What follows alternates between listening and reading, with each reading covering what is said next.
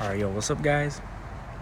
It's been a while, but I wanted to talk about a thing that I made up in my head. I think it's a good little lesson. There might be like a lesson on it already, but I want to talk about the speed of sin, right? And it probably already sounds like weird, but you probably heard of it, but it's like the weight of sin. But I wanted to talk about the speed, right? I literally just made that up. But what is it? So the question. So I was at church, right? And the verse we were on was like, I forgot which one, but it's where Jesus is saying that he was talking to, who was it? I forgot. But he was talking to the people. He was talking to a people, right? And he was saying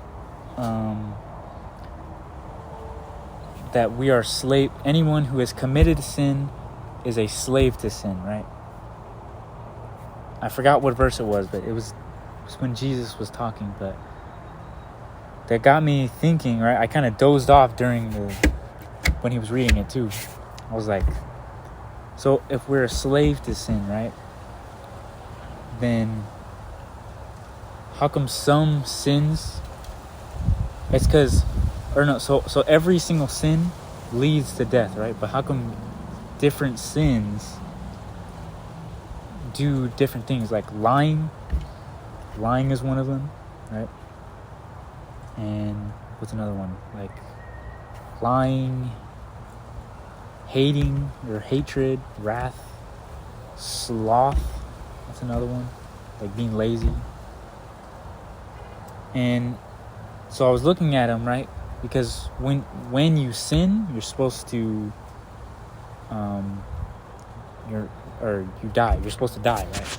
But that's why Jesus came and he was the lamb, right? He sacrificed himself.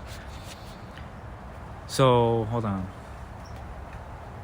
So the Bible says that sin carries the same weight with it, right? So every single sin has the exact same weight. Lying is just as bad as murder, right?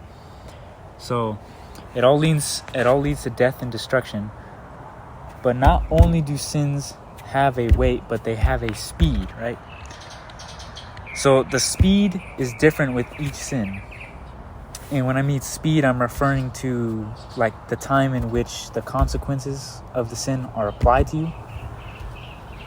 So if we look at murder and lying, for example, we can see the speed of sin, right? So lying can take a while before being noticed, right? Well, obviously not by God, but I mean like people. But, or like lying to yourself, it can destroy you, right? Slowly. And it isn't instant. The consequences are not instant. You can lie.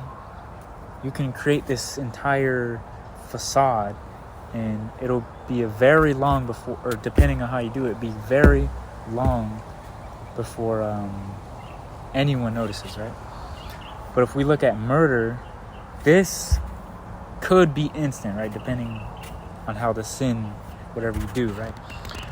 But murder is instant, right? Because you explode with hatred, right? And you take someone's life, right? So that's a direct consequence of sinning, of killing someone, right? They die. And sometimes, and I'm talking about this because sometimes we can't see the weight of sin, right? Because when we're about to do it, we might say to ourselves like, oh, it's not that bad, right? Or it's just one time, or stuff like that. And we fail to realize that no matter the sin, it's gonna end the same way. We're gonna destroy ourselves. And we gotta remind ourselves like that all sin has the same consequence, even if it's not instant, right? But just as a reminder, that sin, every time you sin, that you are supposed to be dead. You're supposed to be dead, and you should be thankful that you're not, because Jesus sacrificed himself for you. And that is all. That is all.